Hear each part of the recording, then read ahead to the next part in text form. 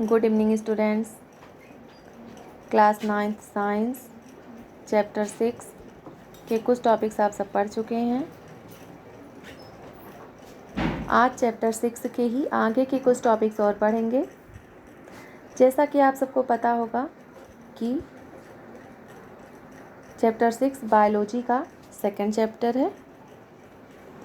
इसमें आप सब पिछले लेक्चर में पादप ऊतक के बारे में पढ़ चुके हैं।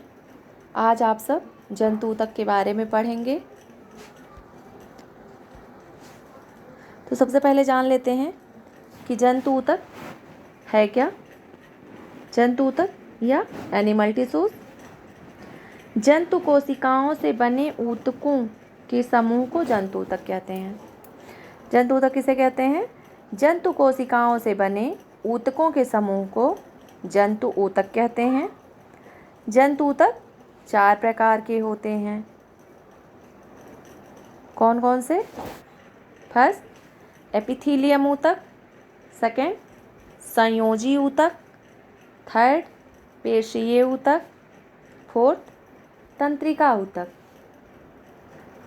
अब इन चारों के बारे में आप सब डिटेल में पढ़ेंगे। फर्स्ट एपिथीलियम ऊतक, एपिथीलियम टिश्यूज जंतु के शरीर को ढकने या बाह्य रक्षा प्रदान करने वाले ऊतक को एपिथीलियम ऊतक कहते हैं। एपिथीलियम ऊतक क्या है? जिससे जंतु का शरीर ढका रहता है, वो क्या है? एपिथीलियम ऊतक है। इसका एग्जाम्पल बहुत इम्पॉर्टेंट है। आप सब जितने भी ऊतक पढ़ेंगे उन सब का एग्जाम्पल बहुत इम्पॉर्टेंट है, क्योंकि एग्जाम्पल से ही पूछा जाता है कि त्वचा में कौन सा ऊतक उपस्थित होता है, आहार नली में कौन सा ऊतक उपस्थित होता है। ऐसे इससे क्वेश्चन पूछा जाता है। ठीक है, तो एग्जाम्पल देख लेते हैं। त्वचा, मुंह का स्तर, आहार नली, रक्तवाहिनी नली का स्तर, फेफड़े की कूपिका, वृक्कीय नली आदि सभी एपिथीलियम ऊतक से बने होते हैं। ये सब किससे बने होते हैं? एपिथीलियम ऊतक से बने होते हैं। अब हम लोग देख लेते हैं एपिथीलियम ऊतक का क्या कार्य है। एपिथीलियम ऊतक का कार्य, फंक्शंस ऑफ एपिथीलियम टिश्यूज। पहला, ये शरीर के अंदर स्थित बहुत से अंगों और गुहिकाओं मीन्स कैविटीज़ को ढकते हैं। यहाँ ढकते हैं नहीं लिखा है, आप सब लिख लीजिएगा। ये शरीर के अंदर स्थित बहुत से अंगों और गुहिकाओं को ढकते हैं, ढकने का कार्य करते हैं।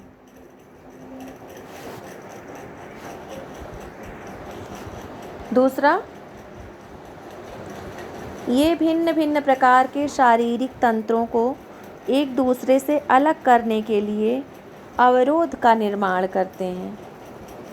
जैसे शरीर के अंदर के जो कई अंग हैं, तो वो एक दूसरे से मिले ना, क्या करते हैं? ये अवरोध का निर्माण करते हैं, जिससे अंगों में अंतर किया जा सके। ये भिन्न भिन्न प्रकार के शारीरिक तंत्रों को एक दूसरे से अलग करने के लिए अवरोध का निर्माण करते हैं। ठीक। तीसरा, ये अनवरत परत का निर्माण करते हैं। ये क्या करते हैं? कॉन्टिन्यूअस परत का निर्माण करते हैं।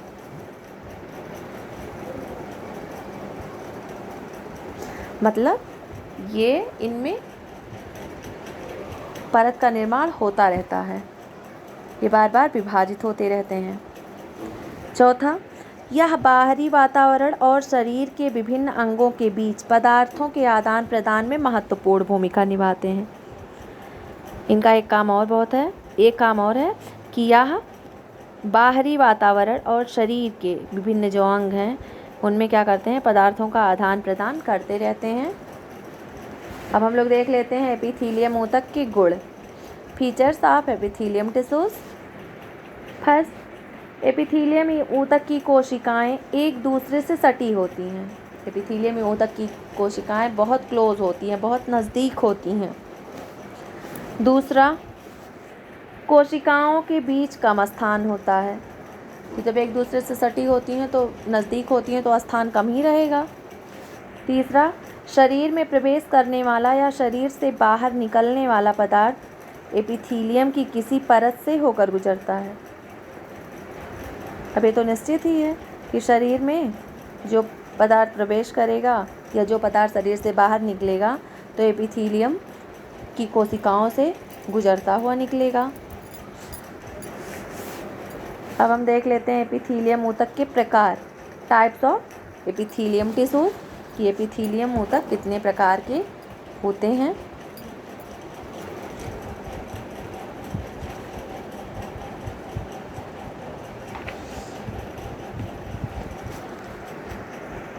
पहला, सरल Shalki epithelium, simple squamous epithelium. कोशिकाओं में रक्त नलिका, अस्तर या कोशिका जहाँ पदार्थों का संवहन वर्णात्मक पारगम्य झिल्ली द्वारा होता है, वहाँ पर सरल शल्की एपिथीलियम उपस्थित होता है। रक्त नलिका के अस्तर में जहाँ पदार्थों का संवहन वर्णात्मक पारगम्य झिल्ली द्वारा होता है, मतलब वर्ण करके चुन करके पदार्थ आर पार किए जाते हैं, वहाँ पर क्या होता है, सरल शल्की एपिथीलियम उपस्थित होता है।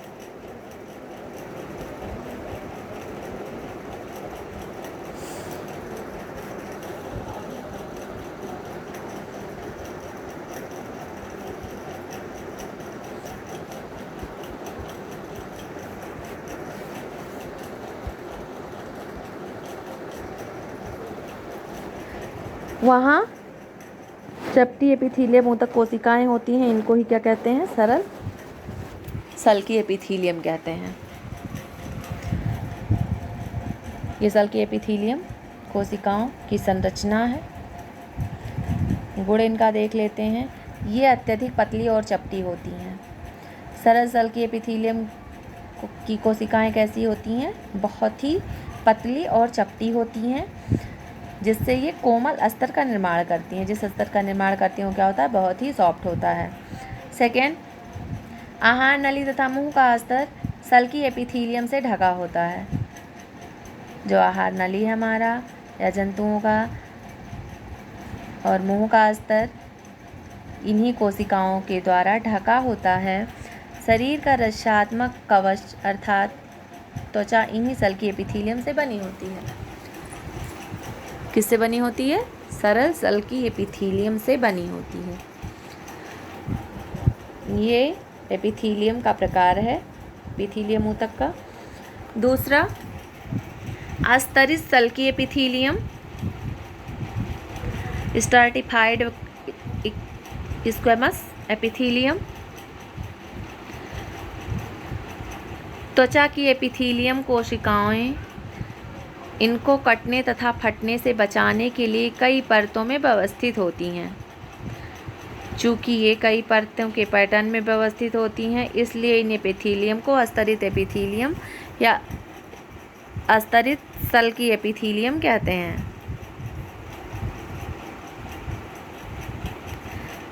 ये जो एपिथीलियम की कोशिकाएं हैं त्वचा की, ये जब कई परतों में व्यवस्थित होती हैं तो इनको क्या कहते हैं, अस्तरित शल्की एपिथीलियम कहते हैं।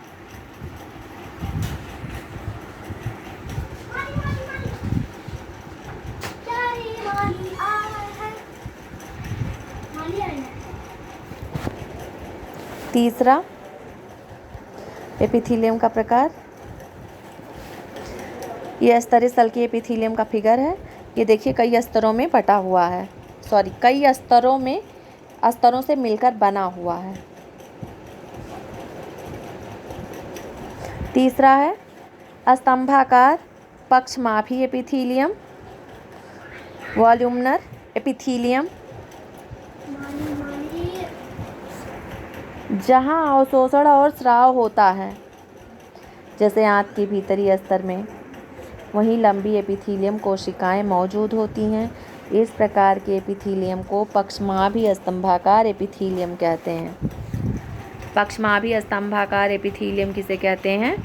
जहाँ अवशोषण और स्राव का कार्य होता है। जिस भाग में शरीर के अवशोषण और स्राव होते हैं वहाँ पर ये पक्षमाभी स्तंभाकार एपिथीलियम उपस्थित होता है। ये कोशिकाएं कैसी होती हैं? लंबी कोशिकाएं होती हैं, स्तंभ के आकार की।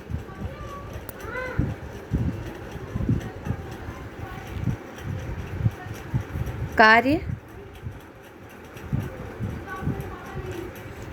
फंक्शन,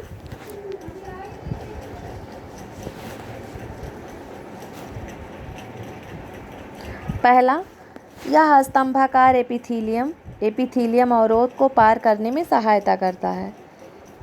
इनका कार्य क्या है कि अवरोध जो एपिथीलियम कोशिकाओं के नाते होता है, तो यह स्तंभाकार एपिथीलियम उस अवरोध को पार करने में सहायता करता है। मतलब पदार्थ एक पार से दूसरी पार आ जा सकते हैं इसकी उपस्थिति के कारण। दूसरा, श्वास नली में स्तंभाकार एपिथीलियम ऊतक में पक्षमाभ होते हैं। श्वास नली में जो ये एपिथीलियम पाई जाती हैं स्तंभाकार, उसमें रोम होते हैं पतले पतले, जो कि एपिथीलियम ऊतक की कोशिकाओं की सतह पर बाल जैसी रचनाएं होती हैं। ये पक्षमाभ गति कर सकते हैं तथा इनकी गति श्लेष्म को आगे स्थानांतरित करके साफ करने में सहायता करती है। इनके कार्य क्या हैं? इनका कार्य यह है कि ये जो श्वास नली में स्तंभाकार एपिथीलियम की कोशिकाएं हैं, इसमें क्या होते हैं? सीलिया होते हैं, पतले पतले रोम होते हैं, या यहाँ पे देखिए लिखा है बाल जैसी रचनाएं होती हैं। ये क्या करती हैं? पक्षमाभ गति कर सकते हैं। और आप सबको पता होगा कि म्यूकस ग्लैंड उपस्थित होता है श्वास नली में। इन्हीं सीलिया के नाते, इन्हीं रोम के नाते ही ये श्लेष्म को स्थानांतरित करके साफ करने में सहायता करते हैं। चौथा है घनाकार एपिथीलियम, क्यूबॉइडल एपिथीलियम। ये एपिथीलियम ऊतक घनाकार होती हैं। इनकी क्या खासियत है कि इस एपिथीलियम ऊतक की कोशिकाएं कैसी होती हैं? घनाकार होती हैं। इनका कार्य देख लेते हैं। घनाकार एपिथीलियम वृक्कीय नली तथा लार ग्रंथि की नली के स्तर का निर्माण करती हैं, जहां यह उसे यांत्रिक सहायता प्रदान करती हैं। ये ऊतक की कोशिकाएं क्या करती हैं? यांत्रिक सहायता प्रदान करती हैं, और ये वृक्कीय नली और लार ग्रंथि में उपस्थित होती हैं। सेकेंड, ये एपिथीलियम कोशिकाएं प्रायः ग्रंथि कोशिका के रूप में अतिरिक्त विशेषता अर्जित करती हैं। ये जो एपिथीलियम कोशिकाएं हैं, अगर इनमें ग्रंथि यहाँ पाई जाती हैं तो वो ग्रंथिल एपिथीलियम कहलाता है। ये एपिथीलियम की कोशिकाएं प्रायः ग्रंथि कोशिका के रूप में अतिरिक्त विशेषता अर्जित करती हैं। मतलब इनकी ये बहुत अच्छी विशेषता है जो एपिथीलियम ऊतक की सतह पर पदार्थों का स्राव करती है। भाई ग्रंथिल एपिथीलियम क्या करती हैं? पदार्थों का स्राव करती हैं। ठीक है, तो ये इन्हीं से ग्रंथिल एपिथीलियम का निर्माण होता है। अगला है ग्रंथिल एपिथीलियम। कभी कभी एपिथीलियम ऊतक का कुछ भाग अंदर की ओर मुड़ा होता है तथा एक बहुकोशिकीय ग्रंथि का निर्माण करता है। यह ग्रंथिल एपिथीलियम कहलाता है। ठीक है, ये क्या करता है? ग्रंथि का निर्माण करता है। इसी को क्या कहते हैं? ग्रंथिल एपिथीलियम कहते हैं, जो पदार्थों का स्राव करता है। ये एपिथीलियम ऊतक के प्रकार थे। आज के वीडियो में बस इतना ही। धन्यवाद।